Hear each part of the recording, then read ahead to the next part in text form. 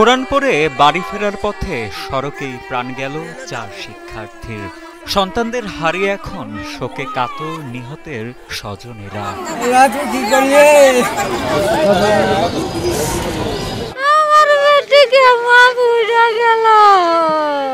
29 September কুষ্টিয়ার খোকসার শিমুলিয়ায় কোরআন পড়ে বাড়ি ফেরার পথে মাইক্রোবাস চাপায় সড়কেই প্রাণ হারান আপন 2 বোন সহ 4 শিক্ষার্থী।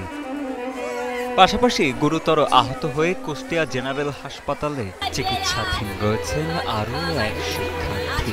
সকালে 6টার সময় মসজিদে কোরআন পড়তে পড়ে আসার সময় অ্যাক্সিডেন্ট আছে, মাইক্রোর সাথে পিছন থেকে ধাক্কা মারেছে।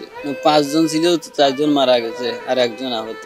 একই ফ্যামিলির 3 জন আর একজন প্রতিবেশী। জানা যায় ফজরের নামাজ শেষে আপন 2 বোন সহ প্রতিবেশী 5 জন শিক্ষার্থী কোরআন পড়তে বাড়ির পাশেই একটি মসজিদে যান। কোরআন পড়া শেষে সকাল 6:45টার দিকে কুষ্টিয়া রাজবাড়ী মহাসড়কের পাশ ধরে বাড়ি ফিরছিল মারিয়া, মিম, তানজিলা, জুথি ও ফাতেমা।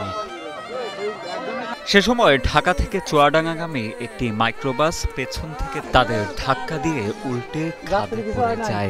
এতে ঘটনাস্থলেই মারা যায় মিম।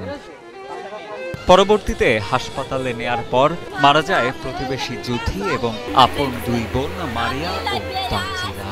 এমন মর্মান্তিক দুর্ঘটনায় স্বজনদের পাশাপাশি শোকাহত স্থানীয় গ্রামবাসীও।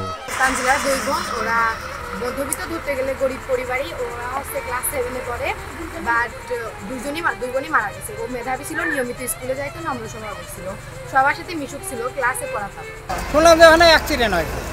যাই দেখি তো ওই বাইক আসছে, তো এই পাশ দিয়ে ওই পাশে যায় বাচ্চারা আসছে,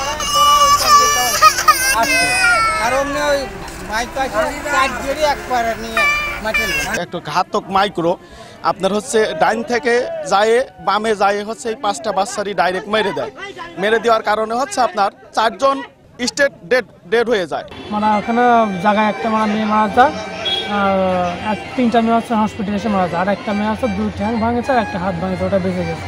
এ বিষয়ে দায়িত্বরত সংশ্লিষ্ট হাইওয়ে পুলিশের ওসি আকুল চন্দ্র বিশ্বাস বলেন, মর্মান্তিক এ দুর্ঘটনায় 4 জন নিহত হয়েছে।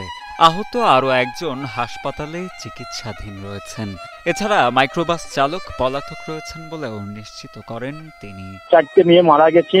এরা পাশেই কুঠিপাড়া জামে মসজিদ থেকে হুজুরের কাছ থেকে কোরআন পড়ে তারা বাড়ির উদ্দেশ্যে রওনা দিয়েছে। ঠিক ঘটনাস্থলে আসার পরে ঢাকা থেকে চুয়াডাঙ্গাগামী মাইক্রো সে নিয়ন্ত্রণ হারিয়ে ডান পাশে এসে এদেরকে চাপা দিয়েছে। চাপা দিলে ঘটনাস্থলে 1 জন মারা গেছে, 3 জন হাসপাতালে মারা গেছে, আর 1 জন অসুস্থ, তাকে ঢাকা রিফার করেছে। ড্রাইভার পলাতক।